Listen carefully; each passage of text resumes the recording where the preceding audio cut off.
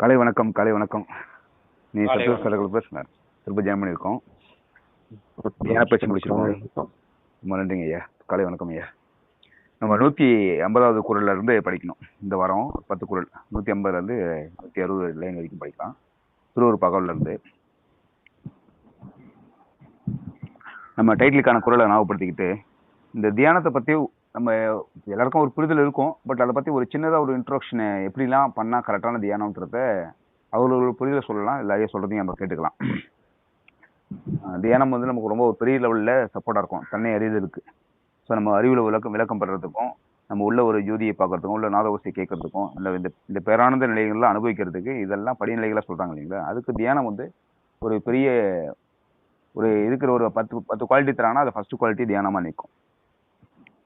So அதை நம்ம சரியாக பண்ணுறோமா, அதில் ஏதாவது டவுட் இருக்குதா, அது மாதிரி விஷயங்களுக்கு நம்ம என்ன பண்ணலாம்னா, நம்ம குரூப் கொஞ்சம் ஸ்ட்ராங்காக இன்னும் பெட்டராக ஆனதுக்கப்புறம் நம்ம நேரில் மீட் பண்ணி நம்ம இந்த யோகா பயிற்சி பண்ணுறோம் இல்லைங்களா, அந்த இடத்துக்கு கூட நம்ம டீம் மீட் பண்ணி இந்த வாசி பயிற்சியும் தியான பயிற்சியும் மூச்சு பயிற்சியும் எல்லாமே சரியாக பண்ணுறோமான்னு ஒரு நாள் வந்து நம்ம ஐயா வர சொல்லிட்டு, ராஜேஷ் சார் வர சொல்லிட்டு அவங்க கூட நம்ம நேரில் ஐயா சொல்கிறத கேட்டு அவங்க எதிர்க்க அவங்க பண்ணி காமிக்கலாம் ஒரு தடவை. ஸோ டைட்டில் மட்டும் ஒரு தடவை ஞாபகப்படுத்திக்குவோம். தவம் செய்வார் தம் கர்மம் செய்வார், மற்ற அல்லார் அவம் செய்வார் ஆசையில் உட்பட்டு. ஸோ நம்ம தவம் செய்யறது தான் வந்து நம்மளுடைய வேலை, நம்மளுடைய பிரதான வேலை. ஏன்னா அதுதான் எல்லாத்தையும் கொடுக்குது. அது அது அது வந்து எல்லாத்தையும் கொடுக்கக்கூடிய ஆற்றல் எதுக்கு இருக்குன்னா தவ வலிமைக்கு தான் இருக்குது. என்ன தவம் பண்ணாங்களா தெரியலப்பா, என்னப்பா எல்லாமே அவங்களுக்கு சரிவர எல்லாமே அமையுதுப்பா அப்படின்னா அதுதான் வந்து தவம். என்ன தவம் இப்போ நார்மலாக வழக்கத்தில் சொல்லுவாங்க, என்ன தவம் பண்ணாங்களோ அவங்க அப்பா அம்மா, இந்த பிள்ளை இவ்வளோ மணியாட்டம் இருக்குது, இவ்வளோ கருத்தாக இருக்குது, இவ்வளோ எல்லா அதுக்கு எல்லா அறிவில் அப்படி எல்லாமே விளங்குது அப்படின்வாங்க. ஸோ அது எல்லா பிள்ளைகளுக்கும் அந்த அந்த தவாற்றல் இருக்குது. அதை வந்து என்ன சொல்கிறதுனா எனேபிள் பண்ணிக்கிறோம். அதை வந்து நம்ம அதை ஊக்குவிச்சு அதை வந்து வளர்த்துக்கிறதுக்கான வேலைகளை எந்த குழந்தைகள் அதிகமாக செய்யுதோ அதை சீக்கிரம் வந்து அந்த தவ வழியில் வாழ ஆரம்பிச்சிடும், அதோடைய பலன்கள் கிடைக்க ஆரம்பிச்சிடும். அதனால தான் தவம் செய்வார் தம் கர்மம் செய்வார், அதுக்கான வேலைகளை அவங்க சரியாக செய்கிறாங்க. மற்ற அல்லார் அவம் செய்வார். ஸோ அவர்களுக்கான தீங்கியும் அவர்களுக்கான கெடுதியும் அவர்கள் செய்து அவங்க மரணம் வரைக்கும் போகிறதுக்கு கூட அவங்க ரெடி ஆகிறாங்க. பட் அது அறியாமையிலே போயிடுறாங்க, அறியாமையோட உச்சத்துக்கு போயிடுறாங்க. இங்கே அறிவினோட உச்சம், அங்கே அறியாமையோட உச்சம். சரி, தியானத்தை பற்றி ஒரு சின்னதாக கலந்து சொல்லிட்டு நம்ம பாடல் போயிடலாம். ஐயா, நம்ம தியானம் பண்ணுறோம் இல்லைங்களாம்மா. ஸோ தியானத்தில் வந்து நம்ம என்ன என்ன அடிப்படையாக எதை பண்ணணும், அடிப்படையாக எதை பண்ணக்கூடாது அப்படின்றது ஏதாவது ஒரு பண்ணணும் பண்ணக்கூடாதுன்ற மட்டும் சொல்லுங்க. ஒவ்வொருத்தவங்களும் கண்டிப்பாக இதை பண்ணணும்ப்பா, இதை பண்ணக்கூடாதுப்பா, ஒரு பாயிண்ட் மட்டும் எல்லாருக்கும் தெரியும், கலந்து எழுதலாம். சொல்லுங்க ஐயா. தியானன்றதுல வந்து அடிப்படையா முக்கியமான நிகழ்ச்சி என்னன்னா, உயிரோட கலப்பு பெறுறோம். உயிர்ன்றது இறைவன். இறைவனோட கலப்பு பெறக்குள்ள நமக்கு ஒரு ஆனந்தம் உண்டாகணும், ஆனந்த உணர்வுகள் உண்டாகணும். அது வந்து ரொம்ப முக்கியமானது. அப்பதான் நம்ம வந்து தியானம் பண்றது பண்ணியிருக்கோம் அப்படின்றத வந்து நம்ம ஊர்ஜிதம் பண்ணிக்க முடியும். அது அப்ப இது வந்து நீங்க சொல்றது வந்து ஆனந்தம் சந்தோஷம் எடுத்துக்கலாம். ஏன்னா செய்ய நமக்கு ரொம்ப சந்தோஷமா ரொம்ப ஹாப்பியா ஃபீல் பண்றோம்னு எடுத்துக்கலாமா? சந்தோஷமா ஒரு சில நிகழ்ச்சிகளை நம்ம பார்க்கும்போது சந்தோஷம்னு வரும், அது வேற. ஆனந்தம் இது வந்து வாயால சொல்ல முடியாது அந்த ஆனந்தம். அவ்வளவு ஆனந்தமான ஒரு இறைவனோட இணையறோம்னாக்கா அதுதான் நமக்கு வாழ்க்கையே. உயிர் வளர்ச்சி அடைகிற ஒரு இலக்கு. அது அதை நம்ம அனுபவிக்கிறது தான் வந்து தவான்றது. Okay okay okay okay okay அதுக்கு வந்து நம்ம தியான பயிற்சி தான் வந்து தியான பயிற்சியும் ஒரு ஒரு ஒரு ஒரு ஒரு வழிநிலையில தியான பயிற்சியும் ஒரு வழியா இருக்கா, இல்ல அது மெயினா தியான பயிற்சி தான் அதுக்கு வழியா? தியான பயிற்சின்றது இது அடையிறதுக்கோசரம் ஒரு கொள்கை. அது ஞானத்துல அதை இலக்கா வச்சு அதை செஞ்சுன்னு வரோம். தவான்றது இறைவனோட இணைய. தியான பயிற்சி அடுத்த கட்ட முயற்சி வந்து தவம் தானா மலர்றது. அதனால அந்த ஆனந்தத்தை அனுபவிக்கிறதுக்கு நம்ம வந்து முயற்சி பண்ணணும். சரிங்க. அது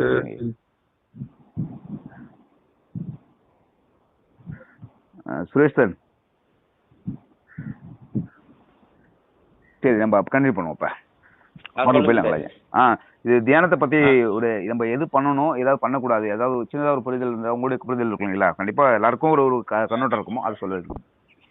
இப்போ நம்ம தியானம் பண்றோம் சார். இது அடுத்த லெவல் வந்து தவத்துக்கு போயிடுவோம். நம்ம பண்றது சரியான முறையில தான் பண்றோம். சரிங்க. ஆனா இப்போ இப்போ தியானம் பண்ண பண்ண பண்ண பண்ண அடுத்த ஸ்டேஜ் வந்து நம்ம தவத்துக்கு போயிடுவோம். நல்லது நல்லது நல்லது நல்லது நல்லது. ஸோ அதுதான் இப்போ இந்த திருச்சிற்றம்பலத்துறைக்கு அவர் இவ்வளவு பாடல்கள் சொல்றதுக்கான காரணமே அந்த தியானத்தை பத்தி நமக்கு மிகப்பெரிய ஒரு புரிதல் வந்து அதை அப்படியே தவமா கன்வெர்ட் பண்ணிக்கணுன்றதுக்காக தான் சொல்றாங்க. அதேதான், கரெக்ட் தான் நம்ம செய்யறோம். ஆனா இன்னும் கொஞ்சம் ஆழ்ந்து போகணும் தியானத்துல. மெடிடேஷன் வந்து நம்ம டைம் அதிகமா கொடுத்து பண்ணணும். நம்ம மந்த்லி ஒன்ஸ் என்ன பண்ணலாம்னா, எப்ப இதுக்குள்ள அந்த டீம் நல்லாவே ஸ்ட்ராங் ஆயிட்டோம், மந்த்லி ஒன்ஸ் நம்ம என்ன பண்ணலாம்னா, ஒரு ஐயா சொல்ற மாதிரி அந்த 2.5 நாழிகைன்றாரு இல்லையா, அந்த 2.5 நாழிகைக்கான டைம் ப்ராசஸ் தெரிஞ்சு அவ்வளவு நேரத்துக்கு பண்றதுக்கும் நேர்ல மீட் பண்ணி பண்றதுக்கும் முயற்சி பண்ணுவோம். அட்லீஸ்ட் மந்த்லி ஒன்ஸ் ஆகுது. போக போக போக என்ன பண்ணுவோம், அதெல்லாம் செய்ய ஆரம்பிச்சோம்னா நம்மளோட இது பலனை வந்து சும்மா ஜஸ்ட் ஒரு ஒரு மேலோட்டமா இல்லாம ரொம்ப டெப்த் அடுத்த லெவலுக்கு நம்ம போயிட்டு இன்னும் கொஞ்சம் நல்லா இருக்குன்ற மாதிரி நம்மளோட உடல் தூய்மை மன தூய்மைக்கான ஆற்றல் நமக்கு இன்னும் கொஞ்சம் பெட்டராகவே இருக்க ஆரம்பிச்சோம். கண்டிப்பா பண்ணலாம். நல்லது நல்லது நல்லது. பாடல் போயிடலாங்களா? முந்துரும் ஐந்தொழில் மூர்த்திகள் பலர்க்கும் ஐந்தொழில் அளிக்கும் அருள் பெரும் ஜோதி. முந்துரும் ஐந்தொழில் மூர்த்திகள் பலர்க்கும் ஐந்தொழில் அளிக்கும் அருள் ஜோதி. அதாவது நமக்கு வந்து ஐந்தொழில்ன்றது வந்து இந்த மூச்சு காட்டுறது தான் நடக்குது. மூச்சு காட்டுறது வந்து ஒரு உயிரை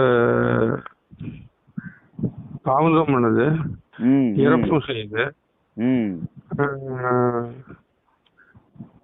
பிறப்பு இறப்பு காப்பதும் பண்ணுது.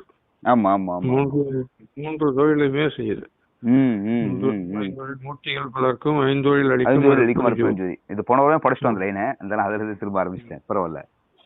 அது இது வந்து கூட நம்ம அந்த ஐந்தொழில் வந்து என்ன உயிருக்கான ஐந்தொழில் என்ன இருக்கு, அது வந்து வர கூட பாத்தீங்கன்னா படைத்தல், காத்தல், அருள், இது மறைத்தல், குற்றம் நீக்குவித்தல், விளக்கம் தெரிவித்தல் சொல்லிட்டு இல்லையா? ஆமா, ரைட் ரைட் ரைட். ஸோ இது அந்த குற்றங்கள் என்னென்னலாம் குற்றங்கள் இருக்குதோ அந்த குற்றங்களுக்கு நீக்குவித்தல். அது வந்து ஐயா வந்து என்ன பண்றாங்கன்னா, நமக்கு குற்றம் இருக்கு அப்படின்றதுனால டக்குன்னு அழித்தலுக்கு போகல, குற்றம் நீக்குவித்தல். அந்த குற்றங்கள்லாம் இருந்தா அதை கலைந்து அது பாருங்க, அந்த குற்றத்துல வந்து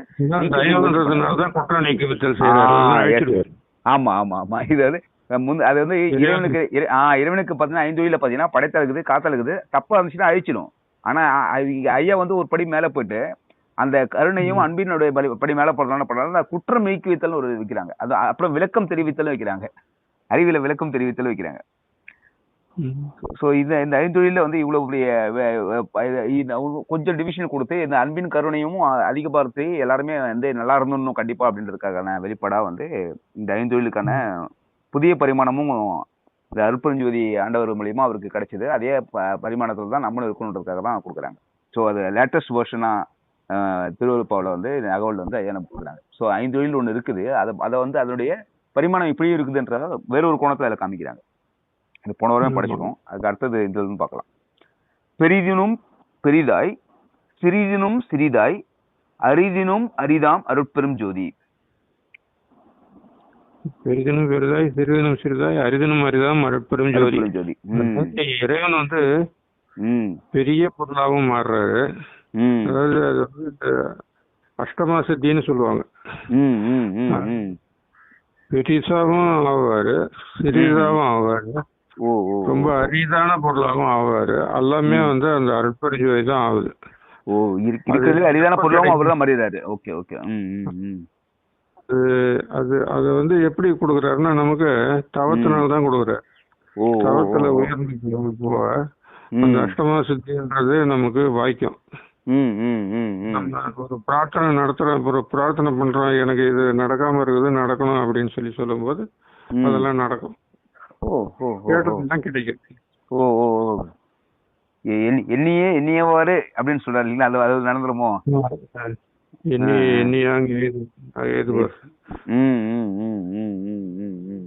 எல்லாத்தையும் தரக்கூடிய இடம் வந்து தவம், இறைவனுடைய அருள். Okay okay okay. சமன்றது இறைவனோட போய் இறைவனோட இரண்டரை கலந்து அவர் கூட நம்ம அந்த ஆனந்த நிலையில நிக்கிறோம். ஓகே ஓகே அது அந்த தவம் செய்யறவங்க ஒரு பிரார்த்தனை பண்றாங்கன்னா அதனால அதெல்லாம் இறைவன் வந்து நமக்கு நடத்தி கொடுப்பாரு. Okay okay okay okay. So அவ்வளோ பெரிய ஆற்றல் இருக்கிற தவம். அப்போ இதுல வந்து இந்த இருக்கிற இந்த அண்டத்துல இருக்கிற ஒரு ஒரு இருக்கிற என்ன சொல்றதுன்னா அந்த சிற்றின்பங்கள் இந்த உலக காரியங்கள்லாம் அதிகபட்சமான இன்பத்தை எது மேக்சிமம் இன்பத்தை எது தருமோ அதனுடைய கடைசி நிலைக்கு அப்புறம் தான் வந்து இந்த தவத்துடைய முதல் நிலையே ஆரம்பிக்குது. ரொம்ப அதோடைய என்ட்ரியே பார்த்தீங்கன்னா அதோடைய லெவலே வேற.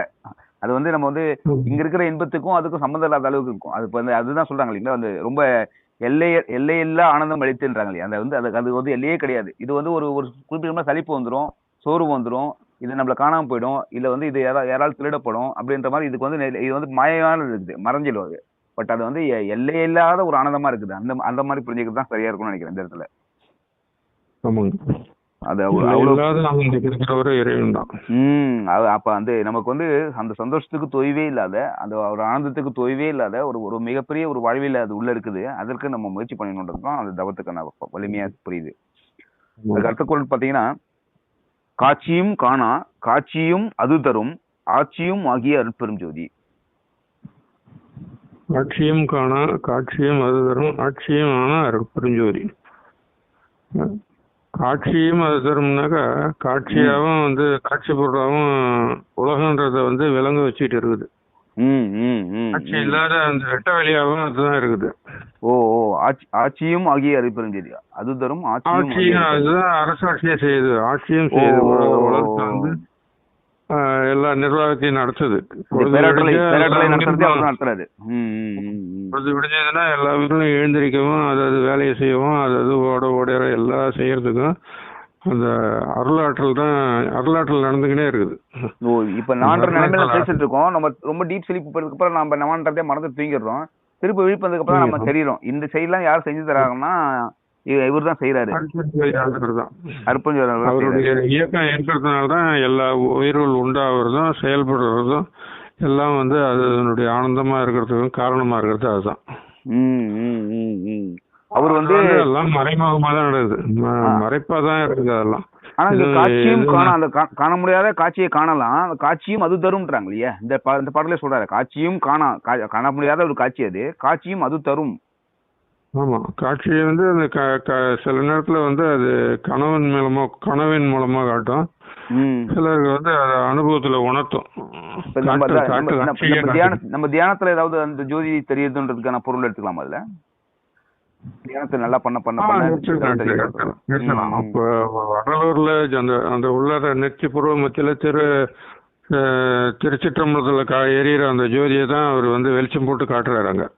இந்த காண முடியாத காட்சி வந்து இந்த இடத்துல உங்களுக்கு தருது. எது தருதுன்னா ஆட்சியும் அந்த ஆட்சி பண்ணக்கூடிய பேராட்சி பண்ணக்கூடிய அந்த அருட்பெருஞ்சோதி தான் அது தருது. ஆமா, அந்த அருட்பெருஞ்சோதி இப்படிதான் இருக்குது அப்படின்னு சொல்லி காட்டாருங்களா. அது நம்ம வந்து மனக்கண்ணால நம்ம புருவ மத்தியில அந்த இறைவன் வந்து அருட்பெருஞ்சோதியா இப்படித்தான் விளங்கி உயிரை வந்து வளர்த்துக்கினே இருக்காரு. நமக்கு ஒவ்வொரு நாளும் உயிரை வளர்த்துக்கினே இருக்காரு அப்படின்னு சொல்லி நம்ம உணரணும். இத உண்மைன்னு சொல்லி நம்பினாதான் நமக்கு வந்து நல்லது. இது பொழுதுபோக்கா பாக்குறதோ கேக்குறதோ பிரயோஜனம் கிடையாது. உண்மை நம்பி அதுக்கான வேலை செஞ்சாதான் அது நல்லது. ஆமா, உண்மை நம்பி நம்ம இயல்பா வாழ்ந்து போயிடுதான். எப்பப்பெல்லாம் நம்ம நார்மலா இருக்கிற நேரத்துல கூட நம்மளுடைய கவனத்தை வந்து திருச்சிட்டு வரைக்கும் நம்ம கவனிச்சுட்டே இருக்கிறது, அது தியானம் பண்ணக்கூடிய அது வந்து ஆனந்தமா அதுக்கான வேலை செய்யறது. அது முடிஞ்ச வரைக்கும் அந்த இடத்த விட்டு அந்த இடத்த விட்டு நம்ம வெளியே வராம இருக்கிறதுக்கான வாய்ப்பு எங்க இருக்குதோ அதை பயன்படுத்திக்கணும்.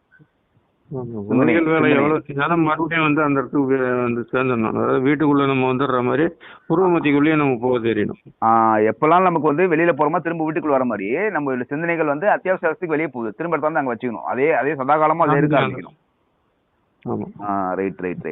அதுதான் வந்து இந்த தவத்தை வந்து நம்ம வந்து இங்க தியானத்துல பழகிறத தாண்டி உலகத்துல பழகிறதுக்கான விஷயம் என்னன்னா, நம்ம அத்தியாவசிய அவசியம் மட்டும் வெளியில கவனத்தை எடுத்து போகணும். நீதி நேரத்துல கவனத்தை வந்து இங்க திருச்சியில குவிச்சு இருக்கணும்ன்றதுதான் பொருள். சூப்பர் உலக விஷயங்கள் உலகம்ன்றது பொய்யுங்க, பூர்வ மத்தியன்றது தான் உண்மை. பூர்வ மத்தியில் இருக்கிற அந்த ஜோதி தான் வந்து உலகத்தை உருவாக்கினே இருக்குதுங்க, மாற்றி மாற்றி உருவாக்கினே இருக்குது. அந்த உருவாக்குறதுனால தான் நம்ம போய் உலகன்றதுல போய் செயல்பட முடியுது. பொய்யான உலகத்துல தான் செயல்பட்டு நடக்கும். இந்த செயல்பாடு அந்த பொய்க்குள்ளதான் அந்த மெய் இருக்குன்றதுக்காக தான் செயல்படுறோன்றது தானே உண்மைங்க ஐயா. ஆமாங்க, மெய்யே இருக்கிறதுனாலதான் அந்த பொய்யில வந்து நம்ம செயல்பட முடியுது.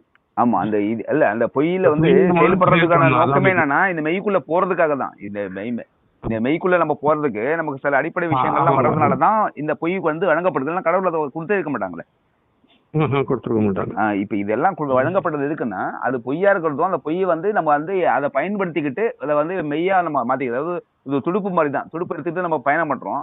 அந்த துடுப்பு வந்து நம்ம தூக்கினே போறோம். அதுக்கு பயணம் பண்ணதுக்கு அப்புறம் துடுப்பு விட்டுற போறோம். ஸோ அதே மாதிரி இந்த மாயையா இருக்கிற இதெல்லாம் எதுக்குன்னா நம்ம இந்த மெய்யை போய் கண்டுபிடிச்சு உள்ள போயிட்டு அதில் பயணம் பண்ணி நம்ம ஆனந்தமா இருக்கிறதுக்காக தான். அது ஒரு வழித்துறையில நமக்கு வந்து ஒரு பயணத்துக்கு வர ஒரு வெஹிக்கிள் மாதிரி தான் அது. பட் அதை பயன்படுத்திக்காம அதையே அந்த வெஹிக்கிளை ஒன்றும் பெருசா பண்ண போறோம் நம்ம பிடிச்சி எங்கேயும் தொங்கிட்டு இருக்கக்கூடாது. மூச்சு நம்ம விடுறோம்னாக்க உள்ளார அந்த மெய்ப்பொருள் இருக்கிறதுனால தான் மூச்சு நம்ம விடுறோம். அந்த உள்ளார அந்த மெய்ப்பொருள் இல்லைன்னாக்கா அது மூச்சு நின்றுடுங்க உடனே. ஸோ அடுத்த குறள் பார்த்தீங்கன்னா, இன்புறு சித்திகள் எல்லாம் புரிக வென்று அன்புடன் எனக்கருள் அருட்பெரும் ஜோதி. இப்ப அடுத்த பாயிண்ட் வந்துட்டாரு. சுத்திகள் அப்படின்னாக்கா நம்ம நினைச்சது உடனே நடக்கிறது, கேட்டது உடனே கிடைக்கிறது. இப்ப ஐயா பாத்தீங்கன்னா அடுத்தது என்ன சொல்றாரு, இது வந்து இந்த காட்சியை காண முடியாத காட்சியை நீங்க பாக்குறதுக்கு நேரமா அந்த சிந்தனை அங்க கொண்டாந்து வைங்க, திருச்சிட்டு கொண்டாந்து வைங்க. அதை பண்றதுனால உங்களுக்கு என்ன கிடைக்கும்ன்றத நமக்கு வந்து அந்த இது காட்டுறாரு. அதை கொஞ்சம் அந்த பலனை காமிக்கிறாரு இந்த இடத்துல. இன்புறு சித்திகள் எல்லாம் புரிக வென்று இதெல்லாம் செஞ்சு பாருப்பா, இதெல்லாம் நடக்கும். நீ வேணா நினைச்சு பாரு, ஒரு விஷயம் நடக்கும். நீ வேணா ஒரு யாருக்கா ஒரு நல்லது கொடுக்கணும்னு நினைச்சு பாரு, அது அவங்களுக்கு போய் சேரும் அப்படின்ற மாதிரி அவ்வளவு பெரிய ஆற்றல். நான் ஏதோ நம்மளுக்கு புரியுது, சின்ன சின்ன விஷயமா சொல்றோம், ரொம்ப பேராற்றல். இன்புறு சித்திகள் எல்லாம் புரிக வென்று அன்புடன் எனக்கருள் அருட்பெரும் ஜோதி. அது எப்படி அந்த அருள் அப்படின்றத நம்ம எப்படி அனுபவிக்கணும்னாக்கா, அந்த ஞானசேரியில 28 பாட்டு சொல்றாங்களோ, நினைந்து நினைந்து உணர்ந்து உணர்ந்து நெகிழ்ந்து நெகிழ்ந்து அன்பே நிறைந்து நிறைந்து இறைவன் இருக்கிறாரு நம்பி உணர்ந்து அது கூட வந்து உறவாடணும். அப்போ வந்து இதெல்லாம் நமக்கு வந்து கை கூட கிடைக்கும்.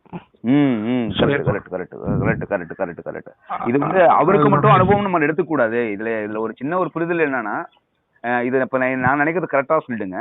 எல்லாருமே கவனிக்கிறவங்க எல்லாமே வந்து இது வந்து வள்ளலாருடைய அனுபவத்தை எழுதியிருக்காரு, நம்ம ஒரு பக்தியா படிக்கணும்னு நினைக்கிறதா, இல்லை இந்த அனுபவங்கள் வந்து நமக்கு கொடுத்திருக்காரு சிலபஸ் அப்படின்னு நினைக்கிறதா?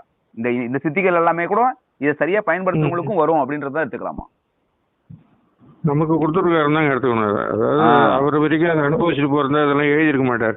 இல்ல ஒருவேளை பக்தி பாடல் மாதிரி இதை பாடிட்டு துதிக்கிறதுனால நல்லது நடக்கும் நம்ம நினைக்கணுமா? இதை வந்து நான் வந்து இல்ல எனக்கு அனுபவத்துக்காக கொடுத்த பைகள் தான் இது. அதுதான் கரெக்ட் கொண்டு வந்தாங்க. இது எல்லாத்தையுமே செயல்படுத்தி ஆனந்தம் வாழணும். ரைட். இதை பாராயணம் பண்றதுனால வந்து நார்மலா வந்து ஒரு துதிப்பாடல் படிக்கிற மாதிரி பாராயணம் பண்றதுனால எனக்கு வந்து என்ன நடக்கும்னு தெரியாது. அந்த பாராயணம் பண்ற வரிகள் வந்து எனக்குள்ள போய் மாற்றத்தை ஏற்படுத்தி அதுல வாழ்வியெல்லாம் மாத்திக்கலாம் மட்டும்தான் நமக்கு நல்லது நடக்கும்ன்றதுதான் பொருள்.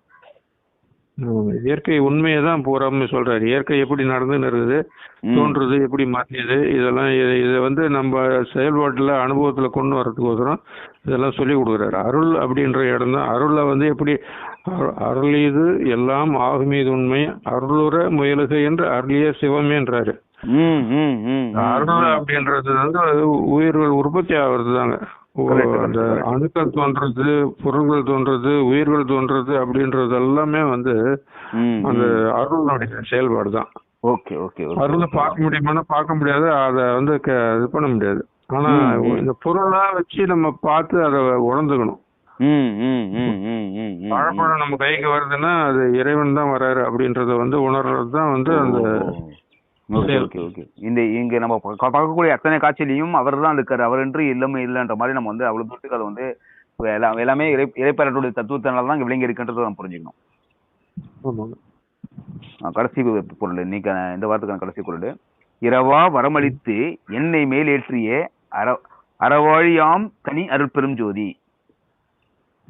இரவா வரமளித்து என்னை மேலேற்றி அறவாழியாம் தனி அருட்பெருஞ்சோதி. மரணம் வந்து நமக்கு உண்டுன்னு நம்ம நம்பிக்கை இருக்கு இல்லைங்களா? அது உண்மை கிடையாது. இந்த உடல் வந்து ஒரு அடிவற்ற பொருளை தாங்க இறைவன் வந்து உற்பத்தி பண்ணி இதுல இருந்துன்னு இருக்காரு. அவரை உணரக்குள்ள வந்து அந்த ஆனந்தத்தையும் சகல சித்தியையும் நம்ம செய்யக்கூடிய ஒரு நிலைக்கு போறோம். இது இல்லாம இந்த உடல் அழியவே அழியாதுங்க. இப்போ இங்க தோன்றது எல்லாமே மறைஞ்சிடும் ப்ராசஸ் எல்லாம் நடந்துகிட்டே இருக்குதுங்க. இப்ப நம்ம கண்டிப்பா நம்ம பிறந்தோம்னா நம்ம மறைஞ்சே ஆகணும், நம்ம மரணிச்சு ஆகணும்ன்றது தானே விதியா இருக்கு. உலக நம்பிக்கை இருக்குது. பிறந்தா இறந்தாகணும்னு சொல்லி உலக நம்பிக்கை இருக்குதுங்களா, அது வந்து தவறான ஒரு இது செயல்கள்ல இருக்குது. இப்ப அது தவிர அதுதான் இயற்கைன்றது, அதுதான் இயற்கையை நம்ப வச்சிருக்காங்களே. இப்ப எல்லாமே தோன்றுச்சுன்னா கண்டிப்பா மறைஞ்சாகணும்ன்றதான் இயற்கையா இருக்கு. அப்ப இது வந்து ஒண்ணு அது தவறா இருக்கணும், இல்ல வந்து ஐயா கொடுத்தது தவறா இருக்கணும். ஐயா கொடுத்து தவறாகிறதுக்கு வாய்ப்பே கிடையாது.